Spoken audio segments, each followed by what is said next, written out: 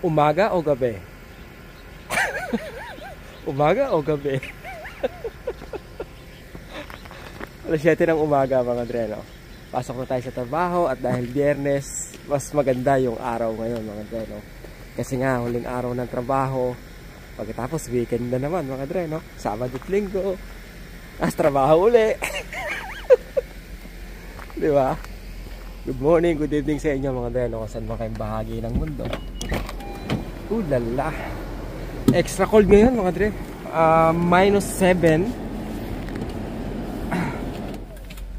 -7 feels like -12.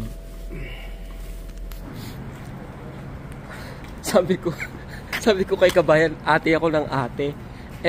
Mukha pa ako matanda sa kanya. Nakakainis yung card ko, lagi ako nadidecline. $10.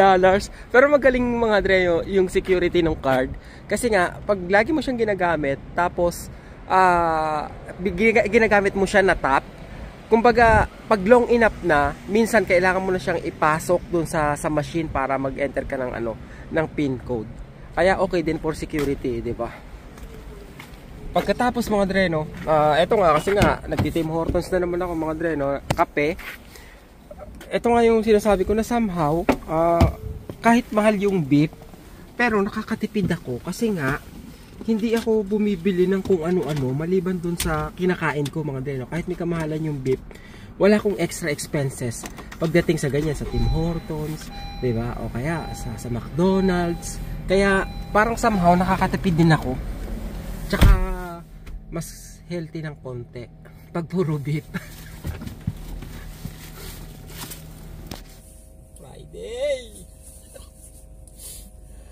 Friday, somehow excited pa rin ako mga dreno kasi last day of work. Technically, last day of work sa full time ko.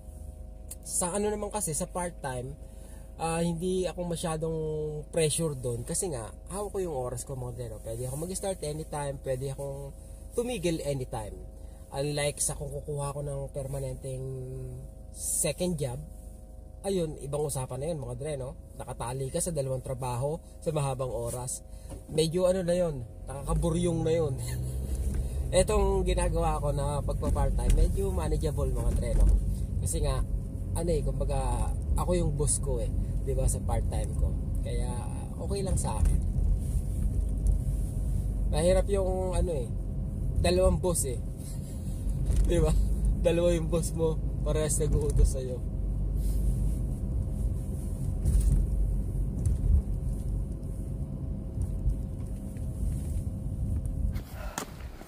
Yun, nakatapos din ang isang buong araw mga dre, maganda tong Friday na to.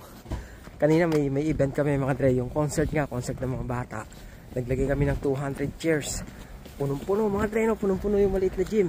And it was a fun-filled concert. Tuwa. Anyway, uwian na. Kami ako tuloy kwento. Tanong mga dre, sabi ni Paul Joseph, magandang araw kapatid. Kung yung new PR pathway sa mga caregivers, kaya ba ng sahod ng caregiver na mabuhay dyan? Balita ko mahirap ang public transport lalo na sa mga remote o rural areas. At saan kaya mabuti magsimula as caregiver dyan sa Canada? Anong province? Nako, mukhang mahirap lahat ng tanong mo, Dre. Walang madali-dali Walastek. Kailangan ko pa ngayon magsaliksik. Isa-isayin natin mga Dre, kaya ba ng sahod ng caregiver na mabuhay dyan? Magkano ba sweldo ng caregiver?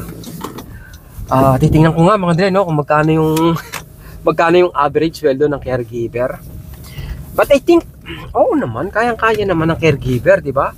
I mean, kung kinaya nung mga nagtatrabaho sa, let's say, sa grocery store, sa mga fast food, kaya ng sweldo nila na kahit pa paano makakasurvive sila rito, I think mas lalong kaya ng caregiver mga dre, kasi nga I think medyo mataas naman yung sweldo ng caregiver kaysa doon sa mga mga dre, sa ibang trabaho dito na talagang yung iba minimum lang o kaya $15 lang per hour.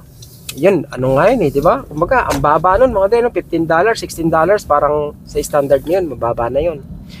Ang hirap ng pagkasyahin nun. Pero nakasurvive naman sila. So paano ka pa kung ang sweldo mo ay baka magsimula ka sa 20, 22 o hanggang 25, 'di ba? Kayang-kaya mo na 'yun. Pero wait. There's more. Nakadepende sa iyo eh. 'Di ba? Nakadepende sa iyo kung ano bang lifestyle meron ka. Marami akong kakilala na umaabot ng sweldo ng 100,000 dahil sa overtime, pero lugmok mga dre, no? Lugmok pa rin sa pamumuhay nila, 'di ba? Marami pa ring utang. Bukod sa dahil nagkakasino sila, is mahilig sila sa mga branded na gamit, at dagdag pa ron yung mga dre, no? Yung pagpapadala nila sa Pilipinas. Yung ganon, maraming factor eh. 'Di ba? To think na biruin mo laki ng sweldo mo tapos mababa yung binabayaran mong bahay. Let's say wala pang 1,000, 'di ba? Hindi, kapos na kapos ka pa rin. 'Di ba? Sabi nga nila kumbaga hindi it doesn't matter kung magkano yung kinikita mo eh. What matters is kung magkano yung itinatabi mo. 'Di ba? Pero sa akin mahalaga yung kinikita mo kung magkano para malaman mo kung sasapat ba yun sa mga obligasyon mo, sa mga responsibilidad mo. 'Di ba? I mean, paano ka pa makakapag-ipon kung ang liit ng sweldo mo tapos ang dami mong responsibilidad sa buhay? Malaking kinalaman ng kita. 'Di ba? At malaki yung kinalaman ng spending habit mo para magkasya kung magkano man yung sinisweldo mo. 'Di ba? Balita ko mahirap ang public transport lalo na sa mga remote o rural areas. Yan din ang balita ko mga dre, no? Paano ba? Sa PEI, wala silang metro, tama ba? Walang metro sa PEI. Hindi ko alam, wala akong idea sa ibang lugar mga dre, maliban dito sa amin. Pero bibigyan kita ng idea. May mga street dito na kung saan ang bus dumadaan every 30 minutes. Pero yung ibang street naman, every 5 minutes, dahil mas maraming pasahero ang nag-aabang sa location na yon. So nakadepende kung saang street. At nandito po ako sa Montreal na kung saan paano ba, big city to mga dre, no? Madaming tao rito, pero ganun po yung sistema ng transpo nila. 30 minutes ang pagitan ng bus pangkaraniwan. So imagine sa medyo maliit na city, baka 30 minutes din. Ang masakit lang nung pag nalampasan ka ng 30 minutes, maghahantay ka. 'Di ba? Yun yung kaya dapat mas maaga ka. At sa bagay na yun, wala ka namang magagawa eh. 'Di ba? Kung sa bagay, kung tinatanong mo kung saang probinsya, I think yun yung mas may malaking kinalaman sa pwedeng maging kalalabasan ng transpo system mo. 'Di ba? The trick is, ano ba ang klaseng buhay yung saan ka masaya, 'di ba? Masaya ka ba sa ganitong buhay na maraming tao, maraming sasakyan, o ikaw yung tipo ng tao na medyo mas gusto sa countryside, yung tahimik, 'di ba? Yung konti lang yung mga sasakyan, konti lang yung tao, mas nagda-drive ka ba sa ganung environment, 'di ba?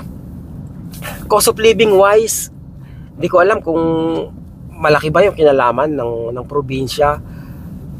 Maliit na probinsya, sabi nila kasi mas maliit yung probinsya, mas maliit yung cost of living. Pero I don't know mga dre, no? Kung siguro kung ang pag-uusapan yung upa ng bahay. Kasi yung upa ng bahay ang isa sa pinakamahal mong babayaran buwan-buwan. So kung mataas yung binabayaran mong upa sa bahay pa lang, I think lalaki nga yung cost of living mo, di ba? Every month. So doon may advantage yung mga dre, no? Yung maliliit na probinsya, yung maliliit na syudad, baka mas mura pa sa kanila, unlike sa ibang lugar, di ba? Vancouver, isa sa may pinakamahal na mga upahan. Sa Toronto, dito sa amin mahal na rin. Depende sa iyo, di ba? Kung willing ka mag-adjust, mas maganda. Kasi nga, kung hindi ka sanay sa country living, at least baka pwede ka mag-adjust nang sa ganun, 'di ba? Kumbaga hindi ka mahirapan sa pagsisimula mo. Unless may baong kang salapi, di ba? Makakabili ka ng sasakyan kahit mahirap yung transpo, may sasakyan ka. Mahirap malaman kung ano kung saang probinsya ka dapat mag-start di ba?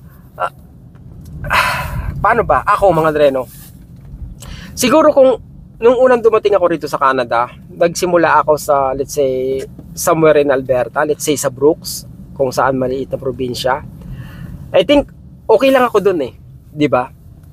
Pero dahil nga nagsimula ako sa Montreal, ngayon naisip ko na kung lilipat ako sa Brooks, di ba? After 5 years living here sa Montreal, lilipat ako sa Brooks, baka mahirapan ako sa pag-a-adjust kasi nga kumbaga nagtatribe ako sa ganitong environment mga Dre, no? Kumbaga okay sa akin, maganda di ba?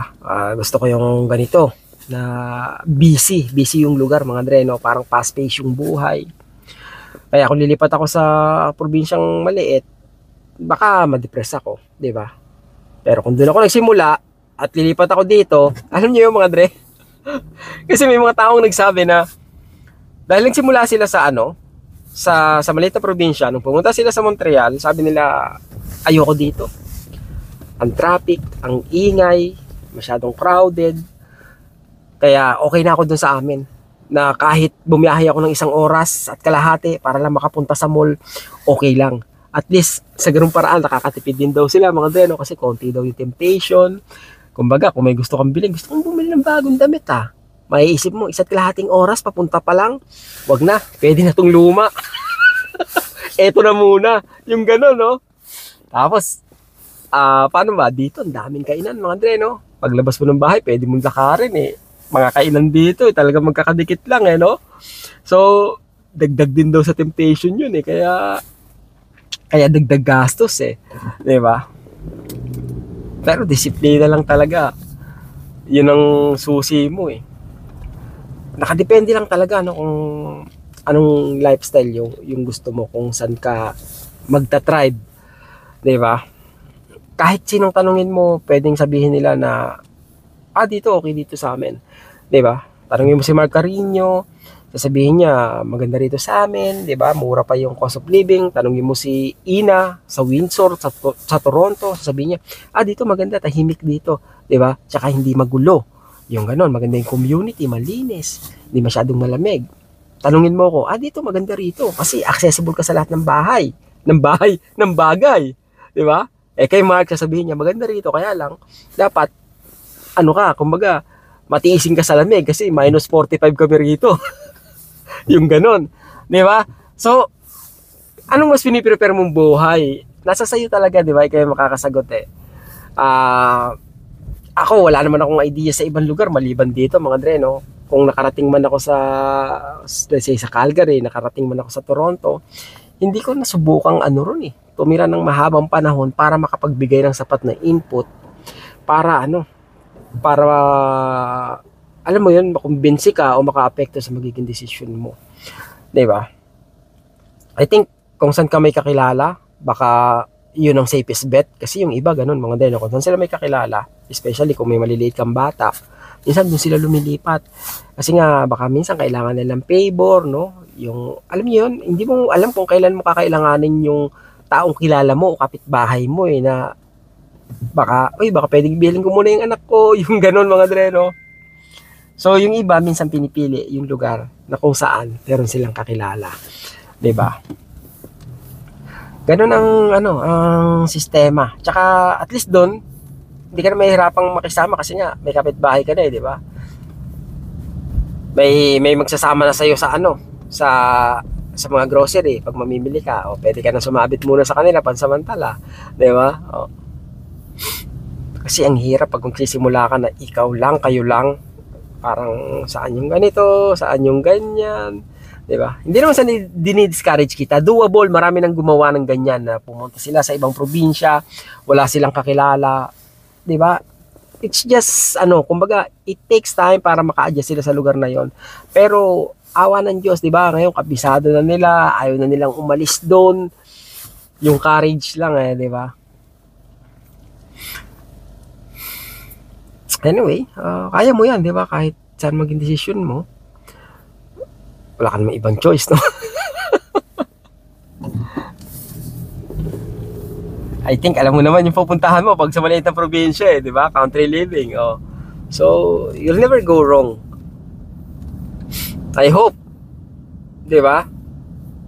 There's, kumbaga, matututo ka eh. Hindi mo pwedeng sabihin nagkamali ka na mali yung ginawa mo. Kasi may lesson doon, matututo ka eh. Di ba? Charge it to experience. Yung ganon. And who knows? Kung hindi ka sanay sa maliit na probinsya at sinubukan mo tumira doon, you might end up loving the lifestyle. Diba?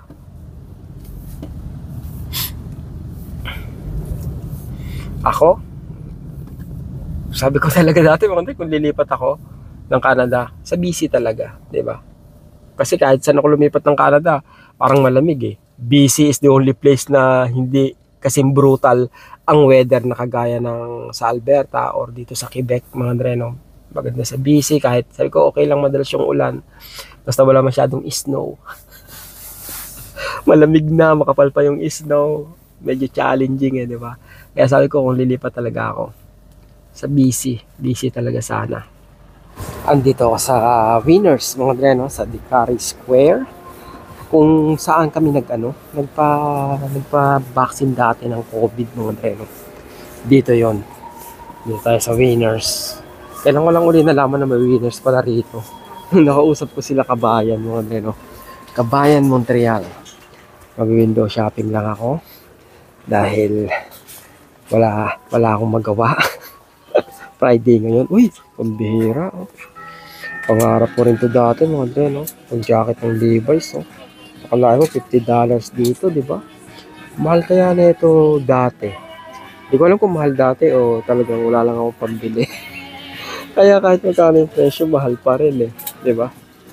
Hindi lang maganda rito kasi ang lakas ng di ba? Ang lakas ng radyo nila. Ito okay ito. Magkano ka nga? 40. Alangan. Alangan. Pag 40, alangan eh. Ito Columbia. Kaya lang, mas alangan. Diba? 99 eh. Ito Messi, mga de, diba? Mali yung spelling, diba? Messi, makalat yan, diba? Mali yung spelling, oh. Alam ko, soccer player yan. Naisip niyo na agad na Hindi ko alam Alam ko yan. Tulad na ito. 40. Adidas. Ganda ng kulay, oh. Oh, pambira to. Hindi naman marunong magtahi yung gumawa nito. May sobrang tela, tinapal. Maliit yung putol, ginawa ng paraan, mga dreno. Maliit yung tabas, nagawan pa nila ng paraan. Nakaisip pa ng design. Eto, mga dre, ang tansya ko dito, eto naman, itong Adidas din na to, baligtad ang tahi eh. Dapat sa loob to, mga dre, kasi ito yung mainit eh. Pero nasa labas siya, no? Baligtad yung tahi na ito. Sigurado na ako. Magkano ang palitan ngayon? Ngayon ako interesado sa palitan kung magkano, mga dre, 40.98. Mababa ba yun? Mataas. Anyway, yun ang palitan, mga dre, Usually sa online ako nagpapadala. Ngayon lang ako nagpunta rito kasi wala akong pera sa bangko. Kaya kailangan kong personal na magpadala, mga dre, Yan, bigla pala akong umuwi kanina. Pinutol ko na yung pag-aano ko, mga dre, pag-window shopping. Kasi may live pala kami ngayon. Kaya kailangan ko na makauwi para makahabol pa sa live namin.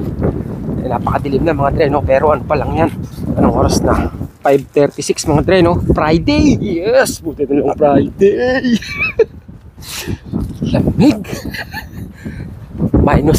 Wari ko nasa minus 10 siguro yung mga dre, Lamig, mahangin, yung wind chill eh. Walas 10, sakit sa kamay. May nakasalubong ako, si ate, nakangiti sa akin. Sabi niya, uy, Sabi ko, uy! Tapos binati niya ako, Merry Christmas. Sabi ko, Merry Christmas. May hawak siyang kahon. Tapos, bigla niyang ibinukas. Kala ko bibigyan niya ako. Sabi niya, uy, bilihan mo naman ako. Fundraising. Sabi niya ganon. Eh, sadly, wala talaga akong cash, mga Andre, no? Tinadala ko na. Tsaka, akala ko, nakilala niya ako, nanonood ng video, mga Andre, no? Ng video ko. Eh, hindi pala. Diba? Kaya, minsan, pag may bumabati sa akin, mga Andre, no? Nag-iisip talaga ako kung diba, nakapanood ba siya ng video, o kilala ko siya, nakilala niya ako kung saan, yung ganon. Hindi naman ako nag-anticipate kasi baka mapahiya ako, di ba? Ano pala to, mga dreno? Victoria. Dito tayo sa Victoria Banhole.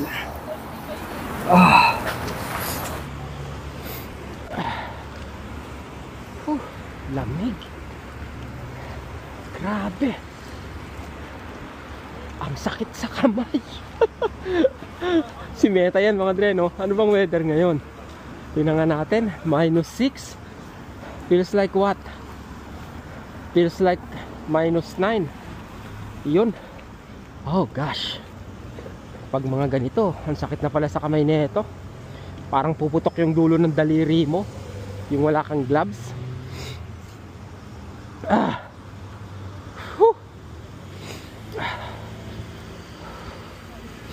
Daming karat ah. Ano kaya to? May nag-rally rin ba rito? May nagwelga ba rito? Oh God. Alas 5:41. Gabing gabi na, mga Dre, no? At dahil dyan, sakit sa kamay. May nabasa akong comment, mga Dre. Maganda tong comment na ito eh. I-share ko lang sa inyo ah.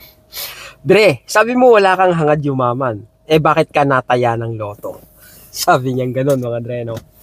Teka, gumagana ba yung mic ko? Baka hindi eh. Bakit ako nataya ng loto? Wala nga akong hangad yumaman, 'di ba? Oo nga naman kasi nababanggit ko yan sa mga vlog ko, mga Dre, no? Actually, tumataya ako ng loto kasi alam ko hindi naman ako tatama eh, 'di ba? kaya walang pag-asa yumaman eh. Kung tumama man ako, talagang ano yan, hindi para sa akin yan, no? Kasi nga, ayoko yumaman, ayoko ng pera, 'di ba?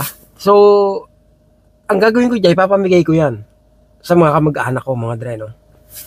Tago 1 million sila, let's say tumama ako 60 million, papamigay ko sa kanilang lahat, 'di ba? Sa mga mahal ko sa buhay. 'Yon, para mahirap pa rin ako. Pamihira. Ayaw mo yumaman pero tumataya ka ng loto. Why not? 'Di ba? Ewan, kaya mo na nga. Basta ayoko yumaman. Hindi para sa akin yan pag tumama ako. Eh, papamigay ko yan. Napakadakila. Dumplings, mga Dre, no? Na merong Vietnamese sausage. Bago to, kumain na rin ako ng anong tawag yan? Yung dumplings, mga Dre. Ano bang tawag dun? Yung piprito mo yung kabilang side, tapos yung kabilang side naka-steam. Nakalimutan ko kung anong tawag dyan, mga Dre, no? Kumain na rin ako nun, 7 piraso. Bukod pa ron, kumain ako ng sandwich. Kanina rin, nung nagpadala ako ng pera. So, marami yung kinain ko. Kasi ang plano ko is magpa-fasting ako bukas, mga Dre, no? So, ngayon, ang oras ay 6:20 PM. Let's say, pagtapos ko dito, mga 6:30 na. So, susubukan ko, mga Dre, kung hanggang kailan, kung kakayanin ko uli yung 24 hours. Di ba, gaya ng dati, hindi ako ganun kasigurado sa gagawin ko. As much as kaya ko, mga Dre, pag hindi sumakit yung tiyan ko, fasting ako. So, hopefully more than 24 hours, mga Dre, no? Timer starts now. Hindi pa pala. Pagtapos nito. Sarap. Naisip ko, kaya yung 36 hours, 2 days, tapos 3 days, makakapagtrabaho ka pa kaya kung 3 days ka fasting, di ba? Kumbaga water therapy ka lang. Sarap. Okay mga Dre, samahan niyo ako bukas ha. Fasting ko. What's the rush?